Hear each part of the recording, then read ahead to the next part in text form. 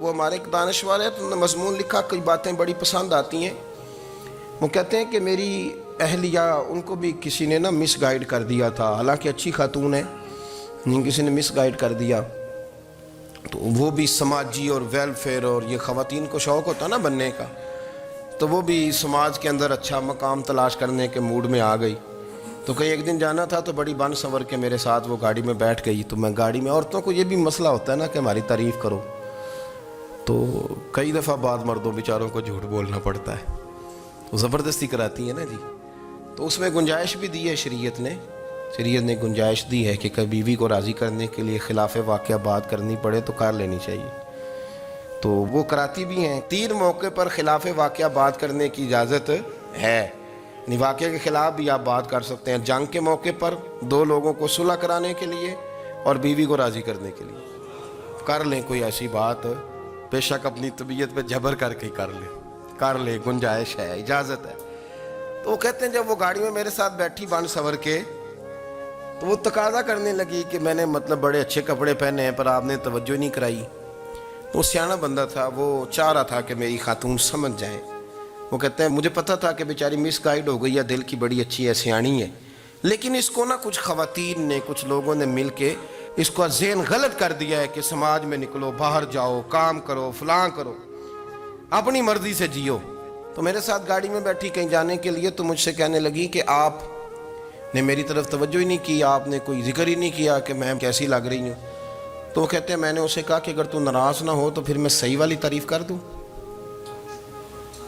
تو اس نے کہا کہ آپ کر دیں۔ تو کہتے ہیں میں نے درد سے اور خلوص سے اپنی بیوی سے کہا، خلوص کے ساتھ میں نے کہا میں تو روز گھر ہوتا ہوں، روز شام کو گھر ہوتا ہوں، اگر تو میرے لیے تیار ہوتی تو میں تیری تعریف کرتا، لیکن آج تو باہر جانے کے لیے تیار ہوئی، تو پھر ان سے تعریف کی امید رکھ جن کے لیے تو نے تیاری کی ہے۔ میرے لیے تیاری کرتی تو میں تو ہر شام تیرے پاس ہوتا ہوں۔ کہتے ہیں وہ میرے لفظوں میں درد تھا تو وہ بھی رو پڑی، اور کہنے لگی آپ گاڑی روک دیں، مجھے باہر جا کے کسی کو راضی نہیں کرنا، میں نے اسے راضی کرنا ہے جس کو رب کریم نے میرا شوہر بنایا ہے اور میرے لیے منتخب کیا ہے، میرے ماں باپ کو، میں واپس لوٹتی ہوں۔ یہ ایک پہلو ہے سلگتا ہوا، اس کو سمجھا جائے۔ ایک شخص نے آ کے عرض کی یا رسول اللہ صلی اللہ تعالی علیہ وسلم، جہاد کے لیے تیاری ہو گئی ہے، صفیں بن رہی ہیں، مجاہدین کی تیاری ہے، تو میرا بھی نام لکھ دیا گیا ہے مجاہدوں کی لسٹ میں، لیکن یا رسول اللہ صلی اللہ تعالی علیہ وسلم میری بیوی نے حج کی تیاری کر لی ہے اور میرے دوستوں نے، صحابہ نے میرا نام مجاہدین کی لسٹ میں لکھ دیا، تو میرے لیے کیا حکم ہے؟ یہ بخاری مسلم ہے۔ تو نبی پاک صلی اللہ تعالی علیہ وسلم نے فرمایا جہاد پہ کوئی اور چلا جائے گا تو بیوی کے ساتھ حج کرنے جا، اسے محرم کی ضرورت ہے، وہ تیرے بغیر کیسے جائے گی؟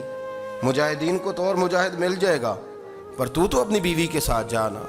تو نبی پاک صلی اللہ علیہ وسلم نے مرد کو محافظ بنایا ہے، عورت کو مرد کا قیدی نہیں بنایا، بلکہ عورت کو حفاظت عطا کی۔ اعلیٰ حضرت بریلوی رحمۃ اللہ علیہ فرماتے ہیں بیٹیاں نازک شیشیاں ہوتی ہیں، ان کو تو ذرا سی چوٹ لگے تو ٹوٹ جاتی ہیں۔ دیکھیں کتنا بڑا جملہ کہا بریلی کے امام، نازک شیشیاں ہیں، ذرا کوئی آدمی گمراہ کرتا ہے، ذرا خراب کرتا ہے۔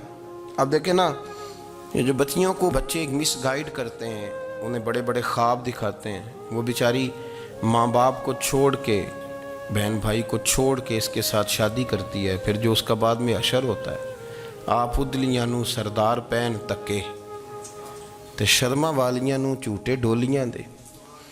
پھر وہ بیچاری ماں باپ رکھتے نہیں، وہ ظلم کرتا ہے، تو کتنی بڑی تکلیف میں وہ بچی آ جاتی۔ نازک شیشی ہوتی ہے نا تو ٹوٹ جاتی۔ اب جدید خواتین اور یہ جو کچھ اینکر پرسن ہیں، یہ اصل میں نا یہ آپ کو سیاست سکھاتے ہیں، لیکن یہ مادر پیدر آزاد لوگ ہیں۔ یہ تو علماء شور نہ کریں، مشائخ بات نہ کریں، اور یہ جو کچھ سنجیدہ اور دینی طبقہ ہے یہ کچھ شور نہ کرے، یہ تو روڈوں پہ ننگے ہو کے آ جائیں معاذ اللہ۔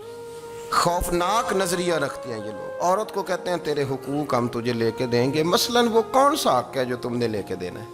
میرے نبی کریم صلی اللہ علیہ وسلم اس کو بیٹی بھی بنایا ہے، اس کو بہن بھی بنایا ہے، اس کو ماں بھی بنایا ہے، اسے بیوی کا عالی شان رتبہ بھی عطا فرمایا ہے۔ اور چونکہ بیٹی کا بھی حق بڑا بیان کیا جاتا ہے، بہن کا بھی، ماں کا بھی، اور بیوی کے معاملے میں لوگ سمجھتے ہیں کہ زیادہ بات نہیں کرنی چاہیے، شاید مسئلہ خراب ہو جائے۔ حالانکہ نبی پاک صلی اللہ تعالیٰ علیہ وسلم نے بیوی کے بارے میں پتہ کیا فرمایا؟ فرمایا جب تم نکاح کر لیتے ہو تو اپنا ایمان محفوظ کر لیتے ہو۔ اب میں اس کی شرح نہیں کرتا، اب خود کر لیجئے گا کہ وہ ایک ایسی شخصیت ہوتی ہے کہ جس کی موجودگی میں آپ کا ایمان محفوظ ہے۔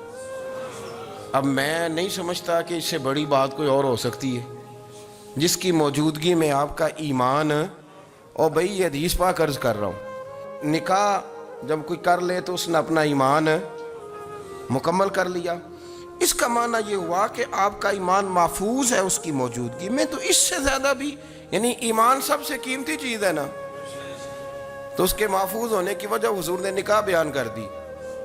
اب میرا خیال ہے بی بی اگر کوئی اس سے بڑا حقوق مانگے گی تو بے وقوفی کرے گی، اتنا بڑا درجہ نبی کریم نے اسے عطا کر دی۔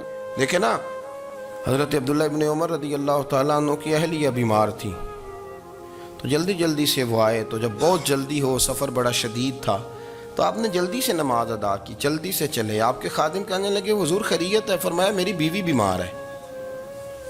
تو اس نے عرض کی حضور آپ کی اہلیہ بیمار ہے، تو آپ نے نماز بھی جلدی سے پڑھی، سفر بھی جلدی کیا۔ تو فرمانے لگے یہ وہ چیزیں ہیں جو ہمیں مدینے والے رسول نے سکھائی ہیں۔ آپ اس کیفیات کو سمجھیں کہ حضور صلی اللہ علیہ وسلم نے درس دیا۔ اور پھر ایک اور بہت بڑی بات، یہ فضیلت کسی اور کو نہیں دی، جو عورت کو حضور نے فضیلت دی، یہ فضیلت کسی اور کو نہیں دی۔ کبھی حضور نے فرمایا کہ تمہارا ابا تمہارے ساتھ بہت سخت رویہ کرے تو تم نے اس کو اس سختی پر داد دینی ہے؟ فرمایا چلو اگر وہ زیادتی بھی کرے تو تم نے اس کے ساتھ سلوک اچھا ہی کرنا ہے۔ لیکن آپ ایک بات کو سمجھے نا کہ بچے کے بارے میں، بیٹے کے بارے میں، بیٹی کے بارے میں فرمایا 10 سال کے ہو کے نماز نہ پڑھے تو سختی کرو، تمہارا ڈنڈا بھی لٹکنا چاہیے۔ بہت ساری جگہوں پہ بہت سارے لوگوں کے لیے سختی کا حکم دیا، لیکن عورت کے لیے حضور نے جو جملے کہے، اصل میں ہم سمجھتے ہیں کہ یہ ایک بات ہے، مشہور ہو گئی ہے روایت حدیث، تو بس اس کے پس منظر پر اور جملوں کے حسن پر شاید معاذ اللہ غور کرنے کی ضرورت نہیں۔ ذرا اس لفظ کی تاثیر پر غور کریں۔ حضور نے فرمایا عورت ٹیڑھی پسلی سے پیدا کی گئی ہے، یہ ٹیڑھی ہے، اس کو سیدھا کرنے کی کوشش کرو گے تو ٹوٹ جائے گی۔ تو حضور پھر ہمارے لیے حکم کیا ہے؟ فرمایا جیسی ہے تم اسی کے ساتھ نبھا کرو۔ آپ سمجھیں کہ اتنا محفوظ حضور نے درجہ دے دیا بی بی کو، اتنا محفوظ کہ فرمایا غلطی بھی ہو تو میرے غلاموں تم اس کے ساتھ نبھا کرو، گزارا کر لو۔ کو کیا اور حق چاہیے عورت کو، جس کو اس کی غلطیوں سمیت نبی پاک نے قبول کرنے کا حکم دے دی کہ اس کی کمزوریوں سمیت قبول کر لو۔ اب اس کو اور کیا، کوئی کمزوریوں سمیت قبول کرتا ہے؟ کبھی آپ دکان پہ بیٹھے ہوں تو آپ کہیں بھی اس میں یہ بھی غلطی، میرے مال میں یہ بھی کمزوری ہے، یہ بھی کمزوری ہے، یہ بھی کمزوری ہے، تو کر لے قبول؟ کرتا ہے کوئی؟ کوئی شخص ایسا ہو جو کسی چیز کی کمزوریاں بیان کر کے کہ اسے قبول کرو؟ پر رسول کریم صلی اللہ تعالیٰ علیہ وسلم نے نا ہمیں سبق دیا، حضور نے ہمیں درس دیا، نبی پاک نے ہمیں پیغام دیا۔ فرمایا یہ ٹیڑھی ہے، سیدھی کرنے کی کوشش کرو گے تو بیچاری ٹوٹ جائے گی، تو اس کے ساتھ نبھا کر جاؤ۔ آپ میری بات کو سمجھیے گا۔ چلیں میں اس پر ایک اور بخاری مسلم کی حدیث پڑھتا ہوں۔ حضرت سلمان فارسی رضی اللہ تعالیٰ عنہ اور حضرت ابو دردہ کے درمیان بھائی چارہ تھا۔ مکے سے مدینے جب لوگ آئے تو حضور نے بھائی بھائی بنایا تھا، ان کے درمیان بھائی چارہ تھا، تو ابھی پردے کی آیات نازل نہیں ہوئی تھیں، تو لوگ ایک دوسرے کی طرف جاتے تھے۔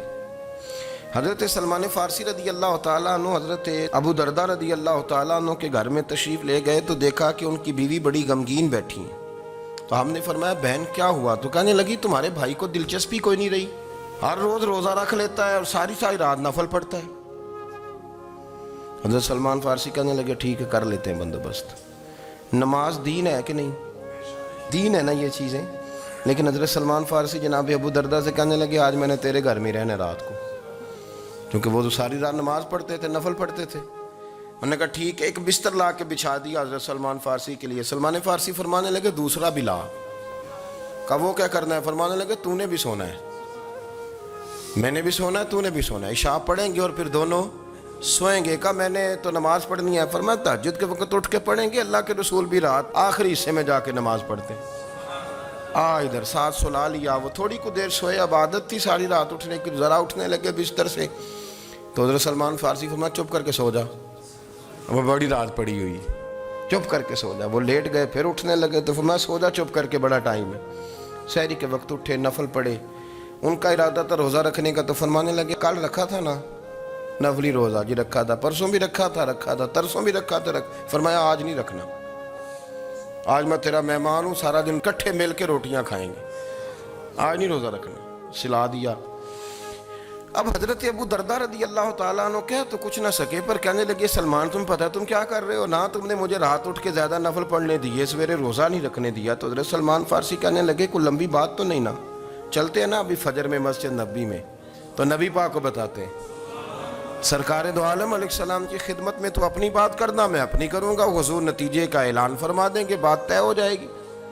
حاضر خدمت ہوئے, عرض کی یا رسول اللہ صلی اللہ تعالیٰ علیہ وسلم یہ ساری رات نفل پڑھتے ہیں, ہر روز روزہ رکھتے ہیں, ان کی اہلیہ غمگین بیٹھی ہیں, حکم فرمائیں.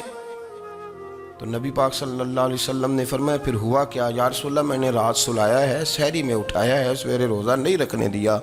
نبی پاک نے فرمایا سلمان فارسی نے ٹھیک کیا, سلمان فارسی نے ٹھیک کیا. پھر حضور نے فرمایا, نبی کریم نے فرمایا ابو دردہ تیرے اوپر اگر اللہ کا حق ہے, اس کے رسول کا حق ہے, دین کا حق ہے, تو فرمایا تیری آنکھ کا بھی تیرے اوپر حق ہے, تیرے وجود کا بھی تیرے اوپر حق ہے. یہ حضور نے فرمایا تیرے بچوں کا بھی تیرے اوپر حق ہے, تیری بیوی کا بھی تیرے اوپر حق. اس حق کو بھی سمجھے, حقوق اللہ بھی ہیں, پر تیری آنکھ کا بھی تیرے اوپر. کیا مانا کہ تیری آنکھ سونا چاہتی ہے تو اسے سلا بھی, تیرے وجود کا بھی تیرے اوپر حق. تو تیرا وجود آرام کرنا چاہتا ہے تو اسے آرام بھی کرا. اور پھر وہاں نبی پاک صلی اللہ علیہ وسلم نے فرمایا میں تم سب, سننا یہ لفظ حدیث کے, حضور نے اسی موقع پر فرمایا میں تم سب سے زیادہ اپنے رب کو جانتا ہوں اور میں تم سب سے بڑھ کر اپنے رب سے ڈرتا ہوں. حضور فرمانے لگے میں روزہ بھی رکھتا ہوں, افطار بھی کرتا ہوں, یعنی کبھی رکھتا ہوں اور کبھی نہیں رکھتا. فرمایا میں نفل بھی پڑھتا ہوں اور اپنی بیویوں کو وقت بھی دیتا ہوں. سرکار مسجد میں بھی آتے تھے, نواسوں کے ساتھ کھیلا بھی کرتے, ان کے ساتھ پیار بھی کرتے. تو اتنے بڑے حقوق حضور نے بیان فرمائے عورتوں کے. اب بچیاں آزاد ہونا چاہتی ہیں, اور آزادی بھی وہ والی کہ جو بنیادی طور پر آزادی نہیں, فحاشی ہے. میں نے بہت پہلے کہا ہے کہ اسلام بیٹیوں کو قیمتی سمجھتا ہے. جس بندے کے پاس 20 تولے سونا ہو وہ چوک میں لے کے نہیں آتا, وہ قیمتی چیز ہے, اس نے چھپا کے رکھی ہوتی ہے. تو جو نبی پاک صلی اللہ علیہ وسلم کا کلمہ پڑھنے والے بیویاں, اسلام انہیں قیمتی سمجھتا ہے. کہتا ہے کہ تم قیمتی ہو لہذا گھر کے اندر رہو, تم باہر نہ ہو. لیکن عورتیں ہیں کہ ان کو بلا وجہ لوگ خراب کر دیتے ہیں اور بلا وجہ وہ اس مغالطے کا شکار ہو جاتی ہیں. اب آگے بڑھتے ہیں. قرآن مجید نے سورہ نور کی آیت نمبر 30 میں کہا کہ کل للمؤمنین یغضوا من ابصارہم, فرمایا کہ اے محبوب علیہ السلام مومن مردوں سے کہہ دو کہ اپنی نظریں جھکا کے رکھیں, اپنی نظریں. اور اگلی آیت میں فرمایا وَقُلْ لِلْمُؤْمِنَاتِ يَغْضُضْنَ مِنْ أَبْصَارِهِنَّ, فرمایا کہ اے محبوب مومن عورتوں سے بھی کہہ دو کہ اپنی نظریں جھکا. مرد بھی اپنی نظر جھکا کے رکھے گا عورت کی طرف, لیکن یہ ساری پابندی صرف مرد پر نہیں, عورت بھی غیر محرم کا چہرہ نہیں دیکھے گی, اس پر بھی اسی طرح نظر جھکانے کا حکم ہے جس طرح کہ وہ ہر دکاندار کو بھائی جان کہہ کے گفتگو کرنے کی اس کو بھی اجازت نہیں ہے کہ وہ بھی وہ سمجھے کہ پابندی تو مرد نے کرنی تھی, میں نے تھوڑی کرنی تھی. وہ جس کے پاس جائے, جہاں بھی جائے, ڈاکٹر کے پاس جائے, باہر جائے, تو وہ جس طرح مرضی اس کا دل چاہے وہ بات چیت کرے, اس کی عورت کو بھی اجازت اسلام نہیں دیتا. بنیادی طور پہ اسلام شرم و حیا کا دین ہے, حیا کی بات کرتا ہے. حیا کی جب ہم تعریف کرتے ہیں تو حیا کی تعریف یہ ہے کہ کوئی کبھی چیز دیکھ کے نا تو آپ کی طبیعت میں کراہت محسوس ہو, آپ کوئی غلط جملہ منہ سے نکالتے ہوئے ذرا جھجکیں, آپ کوئی غلط بات کرتے ہوئے تھوڑا بوجھ محسوس کریں. ہمارے ہاں تیزی سے فروغ پایا ہے بے حیائی میں. سنگیوں کی محفلیں, یاروں کی محفلیں, اس میں غلیظ گفتگو ہوتی ہے الا ماشاء. جن دوستوں کو بڑی پاک صاف گفتگو کرنی چاہیے, دوستی کا رشتہ بڑا مقدس رشتہ ہے, جو یہاں ایک دوسرے سے پیار کریں گے جنت میں بھی اکٹھے داخل کیے جائیں گے. شرط یہ ہے کہ پیار اللہ رسول کی رضا کے لیے ہو، لیکن اس کے اندر اگر آپ کی گفتگو کچی ہو، کمزور ہو، فحاشی والی ہو، عریانی والی ہو، وہ ہمارے ہاں تو اب اس کو لوگ فیشن سمجھتے ہیں، اس کو مردانگی کی علامت سمجھتے ہیں کہ وہ جی ساری باتیں جی وہاں ہو گئیں اور جس کا جو جی چاہا اس نے کہا۔ آپ جب حیا کے دائرے میں ہوتے ہیں تو آپ خود بھی سکون محسوس کرتے ہیں۔ دیکھیں نا، آپ کو نیند سکون سے کہاں آتی ہے؟ جہاں کمرہ بند ہو، چاروں جانب دیوار ہے، اوپر چھت ہے، خالی دروازہ بھی کھلا ہوا ہو نا، تو جب بندہ سکون لینا چاہتا ہے تو کہتا ہے یار ذرا دروازہ ذرا بند کر دو۔ وہ اچھی طرح اپنے آپ کو چھپا لیتا ہے نا حیا کے پردے میں، تو اللہ اسے سکون عطا کرتا ہے۔ اور جو اس سے بھی زیادہ ٹھنڈی نیند میں جانا چاہتا ہے وہ کہتا ہے لائٹ بھی بند کر دو۔ اب وہ مکمل طور پہ سمجھتا ہے کہ میں چاروں جانب سے چھپ گیا ہوں، اگر میں کھل کے بھی سو جاؤں گا تو میرا چونکہ پردہ قائم ہے تو مجھے کوئی دشواری نہیں ہوگی۔ آپ جب چھپ جاتے ہیں، جب آپ حیا کے اندر سمٹ جاتے ہیں، جب آپ چادر کے اندر آ جاتے ہیں تو آپ بہت ساری جگہوں پہ آسانی محسوس کرتے ہیں۔ تو حیا تو آپ کو سکون دیتی ہے، حیا تو دل کو راحت دیتی ہے۔ میں بڑی ذمہ داری سے بات عرض کرتا ہوں، قرآن مجید نے نا ایک مقام پہ مذاق کو، ایک مزاح ہوتا ہے خوش طبی، وہ نہیں، مذاق اڑانا، قرآن پاک نے نا مذاق کو ایک جگہ پہ جاہلوں کا طریقہ بھی قرار دیا ہے۔ بنی اسرائیل کے لوگوں سے حضرت موسیٰ نے کہا کہ گائے ذبح کرو اور ایک ٹکڑا مقتول کو مارو، زندہ ہو کے خود بتا دے گا مجھے کس بندے نے قتل کیا۔ تو کہنے لگے آپ ہمارے ساتھ مذاق کر رہے ہیں۔ تو قرآن مجید کہتا ہے کہ حضرت سیدنا موسیٰ علیہ السلام فرمانے لگے اعوذ باللہ ان اکون من الجاہلین، فرمانے لگے میں اللہ کی پناہ مانگتا ہوں کہ میں جاہلوں میں سے ہو جاؤں۔ یہ مذاق کرنا تو جاہلوں کا طریقہ ہے۔ اگر آپ کی زبان سے بے حیائی کا جملہ نکل گیا، اگر آپ کی زبان سے بے حیائی کا جملہ نکل گیا، آپ نے کہہ دیا کہ ہم آزاد لوگ ہیں، جو مرضی کریں گے، جو مرضی کہیں گے، جو ہمارا دل میں آئے گا کریں گے، تو پھر تو لوگ آپ کا وہ حشر کریں گے کہ آپ سے برداشت ہی نہیں ہوگا۔ جس کا لوگ مذاق بنا لیتے ہیں اور جو مذاق بن جاتا ہے پھر اسے کوئی جینے دیتا ہے۔ آپ حیا کی چادر میں چھپیں گے تو بچیں گے، اگر آپ نے اپنا مذاق بنوا لیا یہ کہہ کے کہ میں نے مرضی کرنی ہے، پھر یاد رکھنا چھپنے کو جگہ نہیں ملے گی، پھر تکلیف میں آ جائیں گے، پھر بہت بڑی اذیت کا شکار ہو جائیں۔ شرم و حیا، عرب کے اندر جو کنواری لڑکیاں تھیں ان میں بڑی حیا ہوتی تھی۔ الحمدللہ میں بڑے فخر سے کہتا ہوں کہ میرے پنجاب کی، میرے پاکستان کی بیٹیاں بھی 20 دفعہ ان کا ابا کہے تیری شادی کرنی ہے تو وہ آنکھ نہیں اٹھا پاتی آج بھی۔ یہ تو وہ چند لوگ ہیں جو کہتے ہیں ہم ہائی کلاس ہو گئے، ہمیں نہیں پتا کہ وہ روشن خیال ہو گئے ہیں کہ روغن خیال ہو گئے، پتہ نہیں کدھر چلے گئے۔ ورنہ ہماری بیٹیاں آج بھی جب ان سے ان کا باپ، ان کی ماں بات کرتی ہے تیری شادی کی، تو وہ تو شرم کے ساتھ پچھلے سے پچھلے کمرے میں چھپتی ہیں۔ یہ اللہ نے فضل کیا ہوا ہے اس ملت پر۔ تو عرب کی لڑکی بڑی حیا والی ہوتی تھی، اس سے کوئی بات کرنی پڑتی تھی تو 20 دفعہ بات کی جاتی، پھر بھی وہ عورت چھپتی پھرتی تھی۔ حضرت عائشہ صدیقہ رضی اللہ تعالیٰ عنہ فرمانے لگیں میرے نبی پاک صلی اللہ علیہ وسلم عرب کی کنواری لڑکیوں سے بھی زیادہ حیا کرنے والے۔ قاضی اعجاز مالکی نے، شیخ عبدالحق محدث دہلوی نے، دیگر بزرگ جو سیرت نگار گزرے، انہوں نے لکھا ہے کہ نبی پاک صلی اللہ علیہ وسلم کے اندر 100 مردوں سے زیادہ طاقت تھی، 100 مردوں سے زیادہ طاقت۔ اب جو بات کہنے لگا ہوں، جو نتیجہ دینے لگا ہوں، اس پر خاص توجہ آپ فرمائیں گے۔ ذرا فکری طور پر، نظریاتی طور پر ایک چیز کو سمجھیے۔ ہم سمجھتے ہیں کہ جوان لڑکا ہے جی جو مرضی کرے، عمر ہے جی۔ آپ ذرا بات پر غور کیجئے گا کہ حضور صلی اللہ علیہ وسلم میں طاقت 100 مردوں سے زیادہ ہے اور حیا کنواری لڑکیوں سے بھی زیادہ ہے۔ ذرا اس بات کا تقابلی جائزہ کیجئے گا کہ طاقت 100 مرد سے زیادہ ہے لیکن حیا کنواری لڑکی سے بھی زیادہ ہے۔ اس کا معنی یہ ہوا کہ جس ٹہنی کو پھل زیادہ لگ جاتے ہیں وہ جھکا کرتی ہے۔ تو حیا تو حسن ہے، حیا تو آپ کو پاک صاف کرے گا، حیا تو آپ کو نرالا کرے گا، انوکھا کرے گا۔ رسول کریم صلی اللہ علیہ وسلم عرب کی کنواری لڑکیوں سے زیادہ حیا والے تھے، کنواری لڑکیوں سے زیادہ حضور حیا فرمایا کرتے تھے۔ جب خانہ کعبہ کی مکہ شریف میں تعمیر ہو رہی تھی نا، اہل عرب اس کو تعمیر کر رہے تھے، تو نبی پاک صلی اللہ علیہ وسلم اپنے چچا حضرت عباس کے ساتھ خانہ کعبہ کی تعریف میں مصروف تھے۔ تو عرب کے لوگ چونکہ لمبا کرتا پہنتے تھے پیروں تک، تو نیچے اگر کسی وقت کوئی چیز نہیں بھی ہوتی تھی تو کسی کو وہ نظر نہیں آتی تھی، چونکہ پردہ رہتا تھا، لمبا کرتا پہنا ہوا ہوتا تھا۔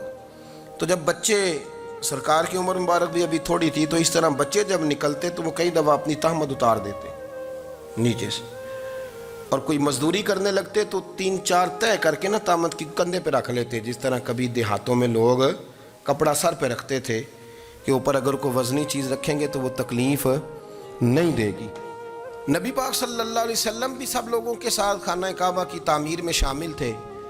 تو حضرت عباس رضی اللہ تعالیٰ عنہ نے کہا حضور سے، ابھی اللہ نے نبوت بھی نہیں فرمایا تھا، بھتیجے آپ بھی تہمت اتاریے، یہ صحیح مسلم میں حدیث موجود، اور اس کو کندھے پہ رکھ لیجیے، آپ اینٹیں اٹھا کے لا رہے ہیں تو ذرا آپ کو تکلیف نہیں ہوگی۔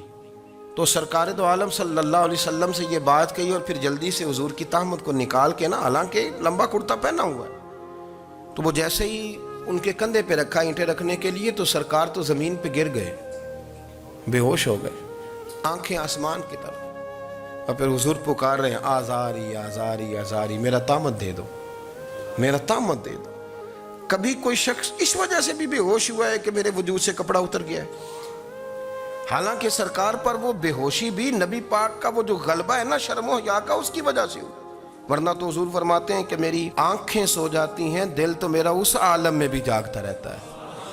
تو سرکار زمین پہ تشریف لے آئے، آنکھیں میرا تہمت دے دو، میرا تہمت دے دو، تو جلدی سے انہوں نے تہمت دیا، تو حضور نے باندھ لیا۔ پھر طبیعت مبارک میں تسلی ہوئی، یعنی ہم اس رسول کے غلام ہیں کہ جن کے تو وجود سے کپڑا اتر جائے تو حضور برداشت نہیں کرتے، قبول نہیں فرماتے، تکلیف شروع ہو جاتی۔ لیکن یہاں نوجوان ہیں اور بڑا قد کاٹ ہے اور بڑے بڑے سمجھدار لوگ ہیں، گرمی آتی ہیں تو شارٹ کپڑے پہن کے گھومتے ہیں، ان کو خیال نہیں کہ یہ وہ والا لباس ہے جو باہر تو کیا گھر میں اماں کے سامنے نہیں پہننا چاہیے، بہنوں اور بیٹیوں کے سامنے نہیں پہننا چاہیے۔ آپ کی گفتگو میں شرم و حیا ہو، آپ کے لب و لہجے کے اندر حسن ہو۔ آپ کو پتہ ہے نبی پاک صلی اللہ علیہ وسلم نے فرمایا میری امت میں سب سے زیادہ حیا کرنے والے عثمان غنی ہیں، عثمان غنی سب سے زیادہ حیا کرنے والے۔ آپ فرمایا کرتے تھے جب سے حضور کا چہرہ دیکھا ہے میں نے کبھی اپنی شرمگاہ بھی نہیں دیکھی، میں نے آنکھوں کا وضو نہیں توڑا، اور جب سے حضور کے دست مبارک میں نے بیعت کے لیے سیدھا ہاتھ بڑھایا تو پھر سیدھا ہاتھ میں نے کبھی گندگی کو نہیں لگایا۔ حیا تھی۔ آپ باتھ روم کے اندر بھی غسل فرماتے تھے تو کپڑوں سمیت کرتے تھے۔ کسی نے کہا حضرت جی واش روم کے اندر کیوں نہیں کپڑے اتارتے؟ آپ فرمانے لگے باہر بندوں سے حیا کرتا ہوں، اندر جاتا ہوں تو رب سے حیا آنی شروع ہو جاتی، وہ تو دیکھ رہا ہے نا۔ تو میں جو بات آپ کی خدمت میں عرض کرنا چاہتا ہوں اس کو آپ سمجھیے گا میرے عزیز، کہ شرم والا مزاج، گفتگو بھی شرم والی، آنکھیں بھی شرم والی، لباس بھی شرم والا، دوستی یاری بھی شرم والی، بہت ساری ایسی باتیں۔ دیکھیں نا آپ ذرا، میں نے کہا کہ باتوں کو سن کے گزر نہ جایا کریں، اس کی گہرائی پر غور کریں۔ حضور علم کا سمندر ہے، سرکار سے زیادہ علم دنیا میں کسی کے پاس موجود نہیں ہے، اور صحابہ کو موقع ملا ہوا ہے اس سمندر سے فیض لینے کا، لیکن ان کی حالت یہ ہے کہ حضرت علی المرتضیٰ فرماتے ہیں 14 دن گزر جاتے، حضور سے کوئی سوال پوچھنا ہوتا تھا پر میں شرم کے مارے نہیں پوچھ پاتا تھا۔ 14 دن بخاری شریف میں موجود ہے۔ ایک دن نبی پاک صلی اللہ علیہ وسلم نے پوچھا صحابہ سے کہ وہ کون سا درخت ہے جس کے پتے نہیں گرتے، اور وہ درخت اس طرح ہے جس طرح مومن ہوتا ہے، وہ درخت میرے مومن کی طرح بتاؤ۔ حضرت عبداللہ ابن عمر فرماتے مجھے پتا تھا کہ وہ کھجور کا درخت ہے، لیکن چونکہ ابو بکر صدیق بھی بیٹھے ہیں، عمر فاروق بھی بیٹھے ہیں، مولا علی بھی بیٹھے ہیں، عثمان غنی بھی بیٹھے ہیں، اتنے جید لوگ بیٹھے ہیں، تو مجھے حیا آتی تھی کہ میں کیوں جواب دوں۔ کہتے سرکار نے کئی دفعہ پوچھا، لوگوں نے کئی اور درخت بتائے، پر فرمایا تمہارا جواب درست نہیں ہے۔ آپ حیا کے اس پہلو پر غور کریں کہ سوال کا جواب آتا ہے، سوال کا جواب، یعنی مجھے سوال کا جواب آتا اور پھر میں دوں نہ، مجھے بدعزمی نہ ہو جائے گی؟ یہ کیسے ممکن ہے کہ میری رات گزر جائے، مجھے پتا بھی تھا اور میں نے بتایا نہیں؟ بہت سارے لوگ آ کے بہت ساری باتیں بتاتے ہیں, بہت ساری باتیں وہ سمجھاتے ہیں, تو ہم غور سے ان کا چہرہ دیکھنے لگ جاتے ہیں, کہتے ہیں یار اس کا تو دعویٰ تھا کہ میں سمجھنے آتا ہوں, تو یہ تو ہمیں سمجھا رہا ہے, چلو الحمدللہ ہم سمجھنے کو تیار ہے. لیکن میرے عزیز پتہ بھی ہے جواب کا, علم بھی ہے, لیکن فرماتے ہیں میری حیا نے مجھے اجازت نہ دی کہ میں جواب دوں. آپ فرماتے ہیں پھر حضور سے صحابہ نے عرض کی کہ یا رسول اللہ آپ ہی بتا دیں وہ درخت کون سا ہے, تو حضور نے فرمایا بھئی وہ کھجور کا درخت ہے. تو آپ فرماتے ہیں میں دل ہی دل میں کہہ رہا تھا کہ الحمدللہ میرا جواب درست ہے, حالانکہ میں نے جواب دیا ہی نہیں. تو لفظوں میں حیا, جملوں میں حیا, آنکھوں میں حیا, اٹھنے میں حیا, بیٹھنے میں حیا, چلنے میں حیا ایک خوبصورت حسن ہے. اور نبی پاک صلی اللہ علیہ وسلم نے فرمایا جب تو بے حیا ہو جائے نا پھر تو آزاد ہے, پھر تو جو مرضی کا, پھر تو جو. اس لیے بزرگ جب کسی کو بے حیا کہتے تھے نا, اللہ اکبر, اور جب کسی کو کہتے تھے نا یہ بے حیا ہے تو لوگ سمجھتے تھے کہ کوئی ہلکی سی بات کر دی ہے, لیکن ان کا معنی یہ ہوتا تھا کہ بس بھئی اب اس کے ساتھ کوئی کلام کرنے کی ضرورت ہے, اس کو اب اصلاح کی ضرورت نہیں, یہ بے حیا ہے. کیا معنی کہ اب یہ جو اس کے دل میں آئے گا وہ کرے گا, جو اس کی طبیعت چاہے گی وہ کرے گا, اب یہ کسی پہلو بھی قابو آنے کو تیار ہے, بے حیا ہو گیا. بے حیائی بہت بڑا عیب ہے. اور جو لوگ کہتے ہیں کہ ہمیں بالکل آزادی ہونی چاہیے, ہمارا اپنا جسم ہے تو ہماری اپنی مرضی چلے گی. ایک وزیر صاحب ہیں, پتہ نہیں میں ان کو جانتا تو نہیں, انہوں نے سینٹ میں تقریر کی ہے, میں نے ان کی بات سنی ہے. اس نے کہا نہیں نہیں بھائی جسم رب کا ہے تو مرضی بھی تو رب کریم کی چلے گی, اور مرضی بھی یہ مرضی بھی اللہ کی. یہ مجھے تھوڑا سا مسئلہ ہے جسم پر, کبھی کبھی مجھے کثرت سفر سے الرجی ہو جاتی ہے. میرے ساتھ لوگ نا دل سے پیار کرتے ہیں, شاید ہی کوئی اچھا ڈاکٹر ہو جس تک میرے سنگی مجھے لے کے نہ گئے ہوں, پر جسم اللہ کا ہے نا, مرضی بھی جب وہ چاہے گا صحت دے گا. کیوں کچے کاموں میں لوگ پڑ گئے, کیوں غلط لوگ سوچ میں پڑ جاتے ہیں, یہ اسی کا ہے. اور جب وہ چاہے گا, آپ اس بات کو اچھے طریقے سے سمجھ لیں کہ جو اپنی مرضی چوکوں چوراہوں میں کر رہے ہوتے ہیں نا, جو مرضی گند مند, وہ جانور ہوتے ہیں, وہ جانور ہوتے ہیں جو نہ چونک دیکھتے ہیں نہ گلی دیکھتے ہیں, نہ انہیں پتہ ہوتا ہے کہ جگہ کون سی ہے. وہ انسان, میں نے کہہ دیا جو میں نے کہنا تھا, میں نے کہہ دیا, وہ جانور ہوتے ہیں. اور جو کچھ انسان ہوتے ہیں نا, ان کے اندر کچھ نہ کچھ پھر شرم حیا بھی ہوتی ہے. وہ چوکوں چوراہوں میں وہ حرکتیں اور وہ کام نہیں کرتے جو جانور کرتے ہیں. ان کے لیے بڑے پردے ہوتے ہیں, ان کے لیے بڑی باتیں ہوتی ہیں, ان کے لیے بڑا کچھ ہوتا ہے. جو بالکل آزاد ہو جائے, کوئی پتہ نہ ہو کس وقت کیا کہنا ہے کیا کرنا ہے, تو پھر وہ دائرہ انسانیت سے خارج ہو جاتا ہے. ہم آپ کو کیا دعوت دیں, آپ تو وہ باتیں کر رہے ہیں جو اسلام کا انسانیت کے حق میں بھی ٹھیک نہیں. آپ تو وہ والی باتیں کر رہے ہیں جن کا انسانیت بھی تقاضا نہیں کرتی کہ یہ باتیں ہونی چاہیے. لیکن ایک بات, میں تو جذباتی نہیں ہوتا, میں بڑے غور سے چیزوں کو دیکھتا ہوں, سنتا ہوں. اور نہ میں ان موسمی مینڈکوں کی, وہ مجھے عاتق صاحب کہنے لگے جی بڑے بڑے مولوی ایک بندے کے ساتھ بیٹھے ہوئے ہوتے تھے اور وہ روزے میں بڑے بڑے درس دیتا تھا, تو وہ بھی فلانی فلانی حرکتیں کر رہا ہے. تو میں نے کہا ہم نے تو پرانا کہا تھا کہ موسمی مینڈک ہے, تو پرانے کہہ رہے ہیں کہ اداکار ہے, تو وہ جہاں کاسٹ کریں گے وہاں وہ اداکاری کرے گا. آپ کسی مذہبی جگہ کر لیں تو وہاں کر لے گا, کہیں اور جگہ کریں گے تو ہم تو پرانا کہہ رہے ہیں. تو کسی کو کبھی سمجھ آتی ہے تو کسی کو کبھی اور جگہ جا کے سمجھ آتی ہے. ہم ان لوگوں سے پریشان نہیں ہوتے, کیوں؟ سن لیں, کوئی مایوسی نہیں. ان کے اندر جتنا زور ہے وہ لگائیں. یہ ملک بنا ہے رسول اللہ کے نام پہ, یہ اللہ نے تحفہ دیا ہے امت مسلمہ کو, یہ نبی پاک کے نام پہ بنا ہے. تو یہاں جھنڈا بھی وہی والا بلند ہونا ہے جو مدینے والے رسول کا جھنڈا ہے, اور یہاں وہی کام چلے گا جو نبی پاک نے بیان فرمایا. تو اس طرح کئی لوگ آتے ہیں, وہ شور شار کرتے ہیں, چلے جاتے ہیں. اتنے نہ پریشان ہوا کریں, بہت سارے لوگ تو بیچارے اس قابل بھی نہیں ہے کہ ان کا نام لیا جائے.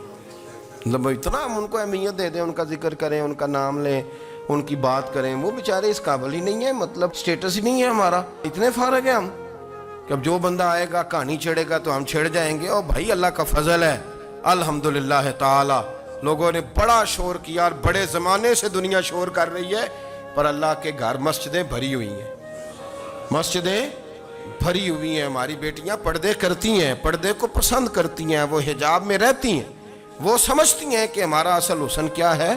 تو یہ پراپوگنڈا پرانا چلا آ رہا ہے، اس کا اللہ کے فضل سے امت مسلمہ پہ نہ کبھی اثر ہوا ہے اور نہ کبھی ہوگا انشاءاللہ. اللہ تعالی ہمیں حق پر استقامت عطا فرمائے.